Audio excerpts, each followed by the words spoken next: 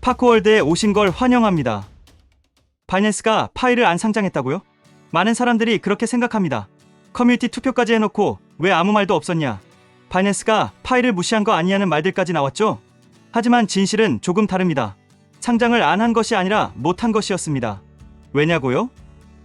SEC가 바이낸스를 고소했다가 2년 만에 슬쩍 소송을 철회했기 때문입니다. 그게 파이코인과 무슨 상관이냐고요? 당연히 그냥 넘어갈 일이 아닙니다. 이건 파이코인의 미래와 아주 밀접한 문제예요.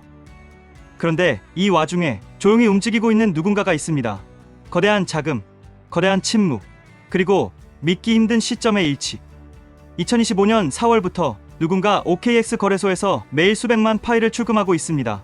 그리고 지금까지 무려 2,400억 원어치의 파이코인을 한 지갑에 모았습니다.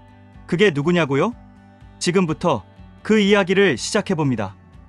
안녕하세요, 여러분. SEC가 바이낸스를 고소했다가 2년 만에 슬쩍 소송을 철회했다고요? 그게 지금 파이코인과 무슨 상관이냐고요? 당연히 그냥 넘어갈 일이 아닙니다. 이건 파이코인의 미래와 아주 밀접한 문제예요. 단순히 규제 리스크 하나 사라졌다고 넘기기엔 이 타이밍이 너무도 정교합니다.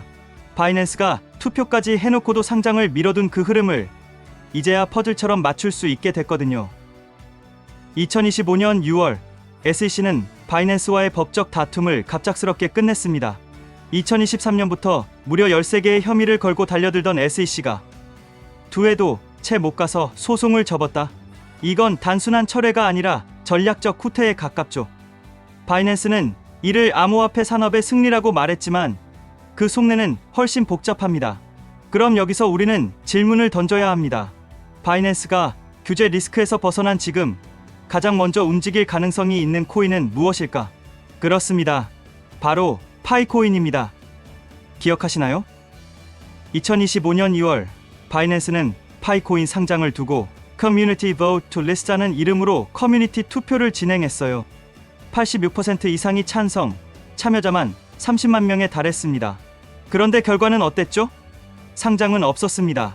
그 결과만 공개되고 후속 조치는 전혀 없었죠. 그 당시 많은 파이오니어들이 이런 생각을 했습니다. 이거 설마 장난 아니야? 하지만 진짜 이유는 달랐습니다.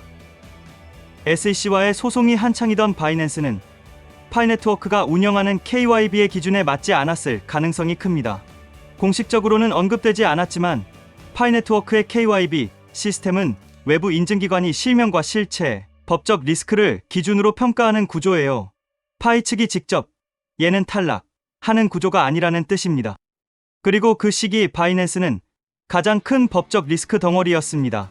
그러니 파이와 연결되는 게 쉽지 않았던 거죠. 하지만 이제 상황이 완전히 바뀌었습니다. SEC가 물러났고 바이낸스는 다시 미국 시장으로 복귀했습니다. 이건 단순한 회복이 아니라 새로운 움직임을 위한 리셋이에요. 그렇다면 여기서 다음 질문이 따라 나옵니다. 바이낸스는 다시 파이네트워크에 KYB 신청을 할까? 그리고 그게 통과된다면 파이코인의 미래는 어떻게 달라질까? 이제 이 이야기를 본격적으로 풀어야겠죠. 바이낸스가 파이코인을 진짜 상장하려고 했다면 KYB 신청도 같이 했을까? 상식적으로 생각해봅시다. 세계 1위 거래소가 단순한 이벤트성 투표를 위해 굳이 파이코인을 선택했을까요?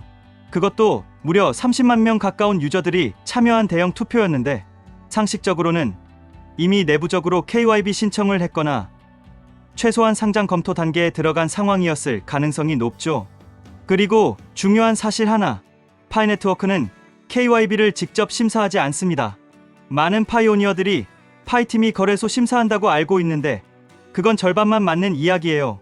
파이 측은 KYB 시스템을 설계하고 관리할 뿐 실제 심사는 외부 제3자 인증기관이 수행합니다. 파이네트워크 공식 문서에도 이렇게 쓰여 있죠. Applying for KYB verification requires verification through a third-party KYB provider. Without completing the third-party verification, your submission will not be reviewed. 즉, 외부 기관이 검증한 결과가 없으면 파이팀도 그 신청서를 보지도 않는다는 겁니다. 그러면 이 상황에서 바이낸스가 KYB 신청을 했고 그 결과 불합격을 받았다고 해보죠. 이유는 충분했습니다. SEC 소송이라는 초대형 규제 리스크가 발목을 잡고 있었으니까요. 하지만 지금은 다릅니다. SEC가 바이낸스를 상대로 제기한 13개 혐의, 그걸 전격 철회했습니다. 법적 불확실성이 사라졌고 미국 시장에 대한 재진입도 이미 시작됐습니다. 그렇다면 이젠 KYB 시스템이 바이낸스를 다시 평가할 수 있는 환경이 된 겁니다. 그럼 여기서 진짜 중요한 물음이 나옵니다. 세계 1위 거래소가 자존심 다 내려놓고 다시 KYB를 신청할 수 있을까? 이건 흥미롭죠. 바이낸스 입장에서 보면 한번 퇴짜 맞은 셈인데 그걸 다시 시도한다는 건 보통 배짱으론 쉽지 않은 일입니다. 하지만 반대로 지금처럼 시장이 재편되는 타이밍이라면 바이낸스도 기회를 놓치지 않겠다는 쪽에 무게를 둘 수밖에 없겠죠. 그리고 그 가능성을 암시하는 이상한 움직임 하나 지금 포착되고 있습니다. 그게 뭔지 아시겠어요?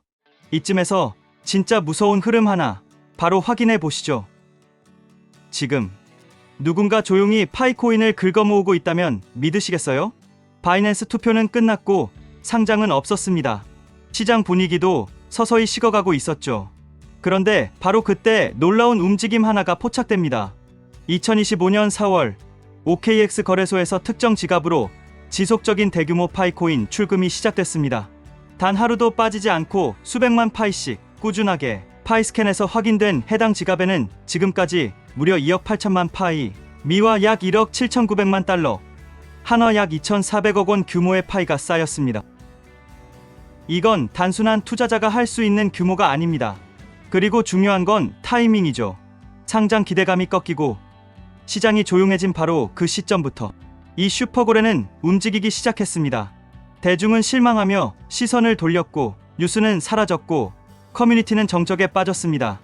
하지만 바로 그 정적 속에서 이 고래는 자기만의 판을 짜기 시작한 겁니다. 이건 단순한 투자가 아닙니다. 시장 구조와 정보의 비대칭성을 활용한 전략적 매집이에요. 그렇다면 이 시점에서 나올 수밖에 없는 질문 하나. 이 슈퍼고래는 지금 무엇을 보고 이 타이밍에 들어온 걸까? 만약 파이코인이 바이낸스에 진짜 상장된다면 어떤 일이 벌어질까요?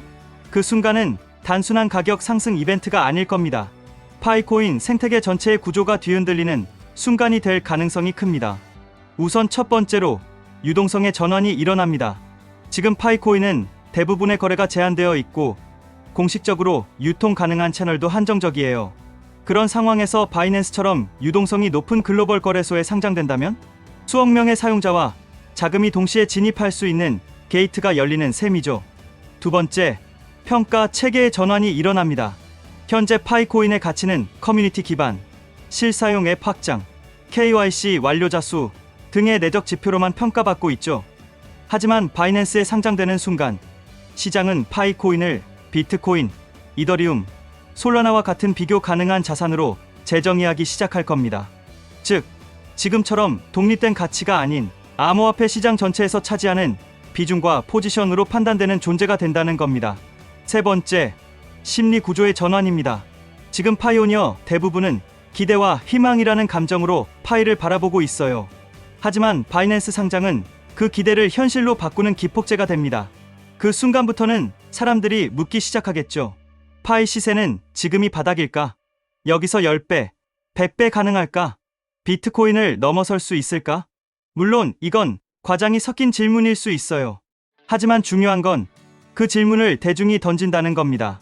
지금처럼 커뮤니티 내부에서만 돌던 대화가 전 세계 암호화폐 시장의 중심에서 회자되기 시작한다는 의미죠. 이게 바로 상장이 가진 힘입니다. 단순히 매수매도 버튼이 생기는 게 아니라 판 전체를 바꾸는 무대 진입이자 새로운 질서로의 편입인 거예요. 그리고 고래는 그 질서 변화의 직전, 지금 이 타이밍에 자기 포지션을 모두 만들어 놓고 있는 겁니다. 그런데도 시장은 왜 이렇게 조용할까요? 바이낸스 상장 가능성, 슈퍼고래의 대규모 자금 이동, 그리고 수천만 파이오니어가 깔고 있는 전 세계 최대의 사용자 기반. 이쯤 되면 가격이 폭등해도 이상하지 않을 것 같은데 왜 지금 시장은 조용한 걸까요? 그 이유는 단 하나입니다. 지금 이 시장은 재편성의 시간을 보내고 있기 때문입니다. 우리가 겉으로 보는 차트와 뉴스가 멈춘 것처럼 보여도 그 안에서는 다음 단계를 위한 움직임이 조용히 정렬되고 있습니다. KYC는 완료됐고 KYB 시스템은 외부 인증기관을 통해 안정적으로 기업을 선별 중이고, 실사용 앱과 파이코인 기반 서비스들은 하나둘 현실과 접점을 만들고 있죠. 즉, 지금은 움직이지 않음이 아니라 움직이기 직전의 정렬인 겁니다. 이건 마치 도로 공사 전의 신호등 정비, 공연 전의 무대 조명 테스트 같은 겁니다.